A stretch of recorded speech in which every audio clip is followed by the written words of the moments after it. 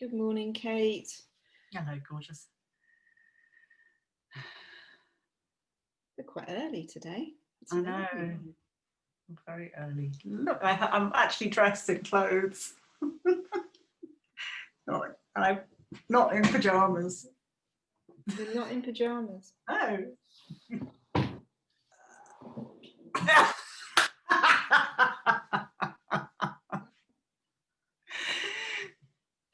So did you go to all the trouble of setting up the Zoom and turning on to Facebook to show everybody your pajamas, Leora?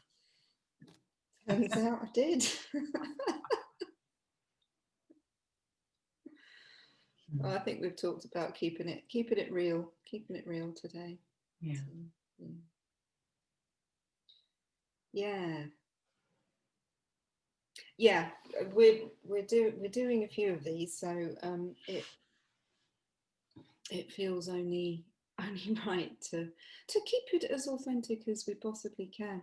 And I am day 19 of my cycle, putting me in my menstrual autumn, or my premenstrual phase, which also lands in my life autumn in perimenopause, which also lands in our seasonal autumn outside, although there is sun shining. So it's the sun shining on your face, Kate.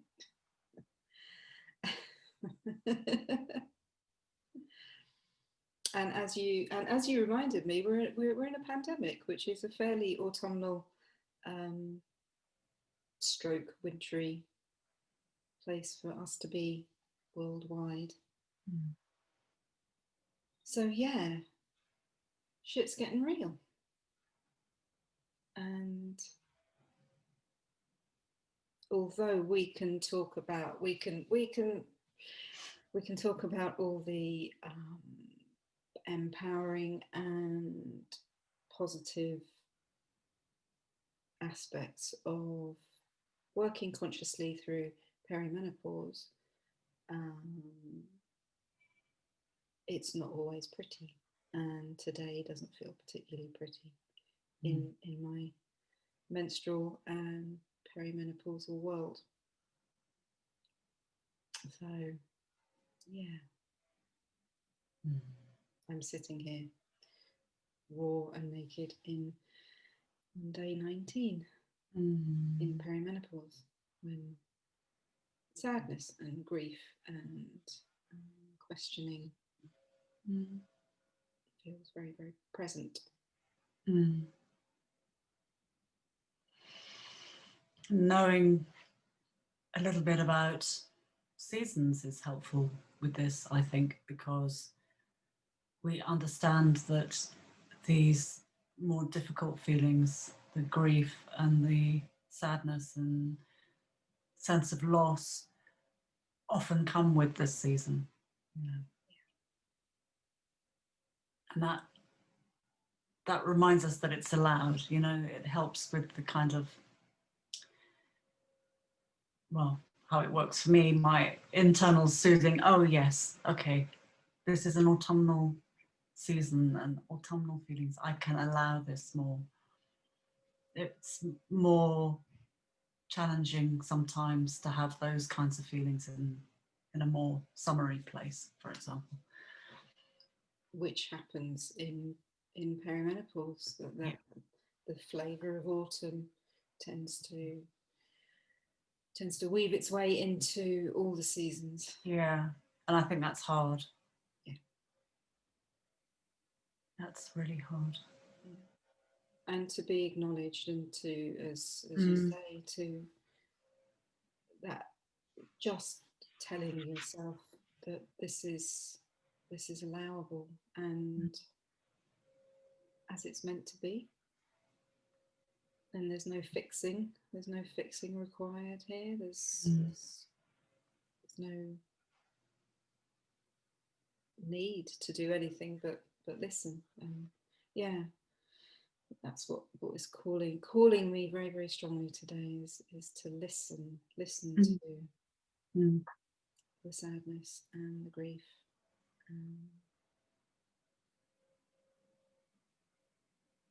And the grief takes us backwards, doesn't it? It takes us into what's what we're losing, or what's changing, or what can never be again. Or I guess for me today, it's taking myself back to my teenage years and thinking about my teenage years. And all of that is part of the healing. I recognise that as part of the healing of perimenopause. I'm not putting any kind of sugarcoating on it, because it's hard and it hurts.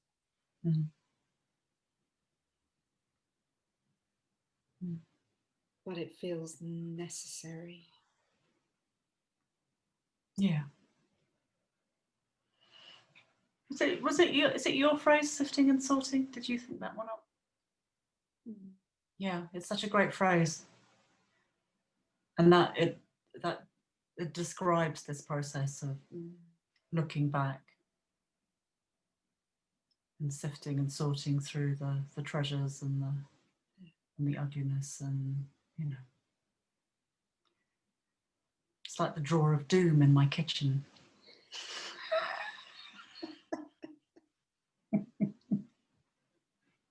How often do you sift and sort your drawer of doom? Never. I think I did it once.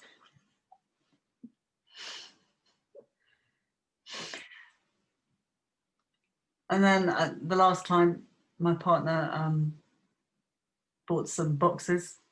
Anyway, we're digressing about my drawers. Get your hands out, my drawers. I brought the drawers up though. He bought sort of plastic boxes, which are now there's 4 boxes of doom. Well, that absolutely is just the perfect metaphor for that boxing away of the mess. Yeah. So, it doesn't work. The lids don't fit on anymore. The drawer. Everything's falling out.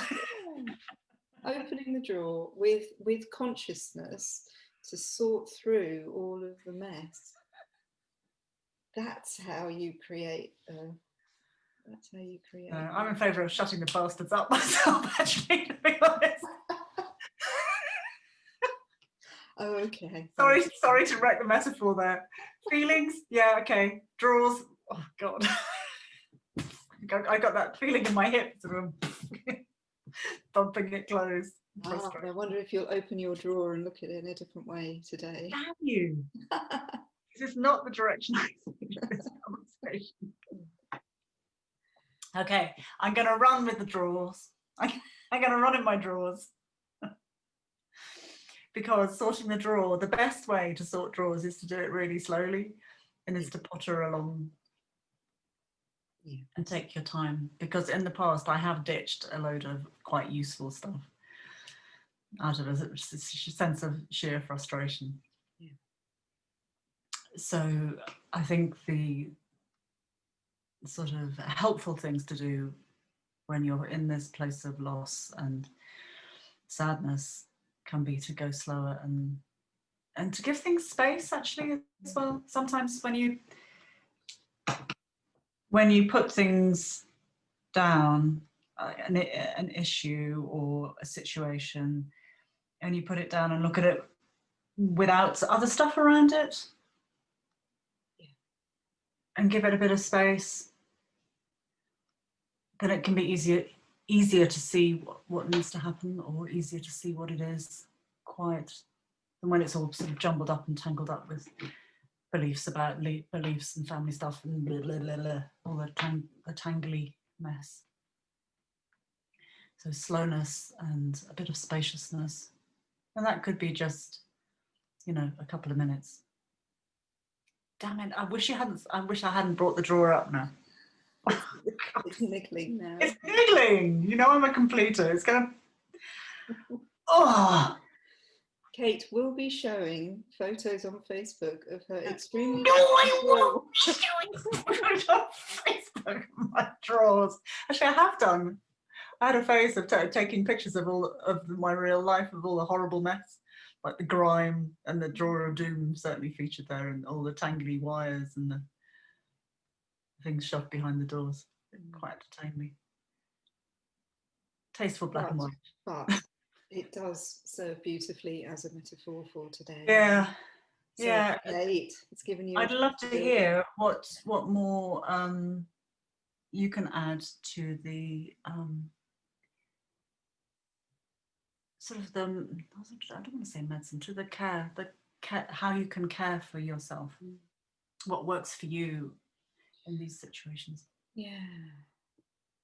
Well, tapping in very much to the slowness, and realizing that which has been the temptation this week, to do as much as possible.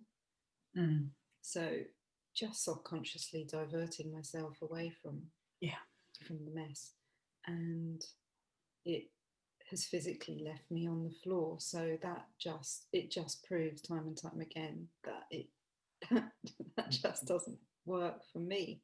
That doesn't work for me at all. And so the space is really, really important. And being able to share. So even if that means sitting down with a pen and paper and writing and journaling, or having a conversation with a trusted friend, or just having some space, or just going out for a walk. My favorite care for myself at a time like this is to be out with the walking boots on, getting in the mud, squelching in the mush and the mud of the outside. Really does help me at these messy emotional and psyche times. I think but it's that's me. So it's finding what works. Yeah. Oh God. Yeah. Finding your own way. Finding your own way. And you know, we all know what that is. You know, this isn't some sort of very esoteric technique, you know, or a very particular kind of therapy. This is the kind of stuff that you do when you're sad, that makes you feel better. Cry. How many times do we choke back? How many times? But seriously, how many times do we choke back the tears because of the fear of release, and the fear of upsetting somebody else, and the fear of never stopping? Give me a space for a good sob. If it's there, you don't force it. Don't sit there with the onions. I was cutting onions last night. Going, I haven't been able to cry, but I'm going to let the tears flow from the onions because that's a form. Release. It's painful. I'm just going to let it flow. Yeah, things that shift, things that create energy flow.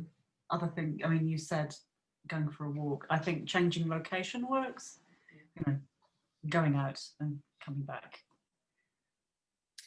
Changing the energy, as long as and this has to be with safety. This has to be with safety. As long as there's that, you know, it's just using this time. I do enjoy standing back and looking at what can be learned from these kinds of situations. And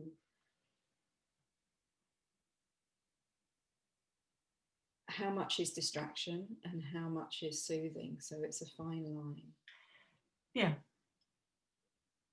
Yes, and that's a moving. That's always shifting as well. Absolutely. Yeah, yeah. Good to really good to pay attention to that. The other thing I thought of was movement of some kind of nice way of moving. So that can be just, you know, getting up and walking upstairs and coming back down again or something. Yeah.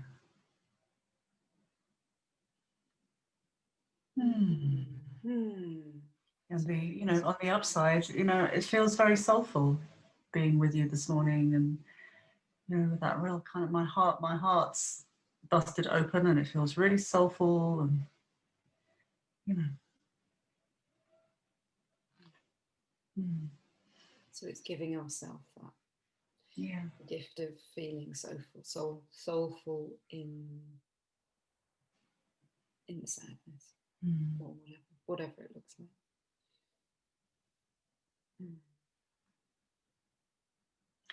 And just to say, there's still a couple of days to join us at Perimenopause Unwrapped. Don't forget, we have to say that bit.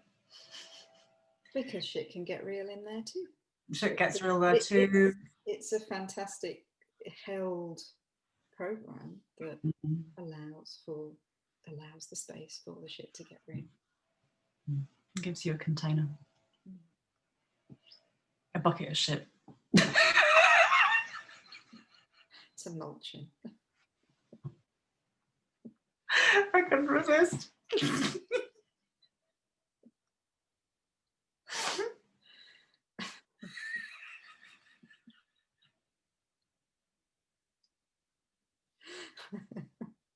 Oh, I'm sorry, Leora. I think maybe we should stop.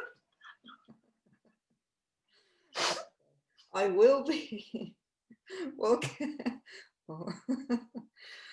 I will put this time. I will put the link to Perimenopause Unwrapped under. Okay. And we'll stop going live so that we can compose ourselves. Yes. More tears. More tears. It does bring tears. Oh, love you, Kate. Love you, Leora. Toodles. Right. We'll see you again on Friday. We'll Oh, yes. Friday. More fun on Friday. Okay. Farewell.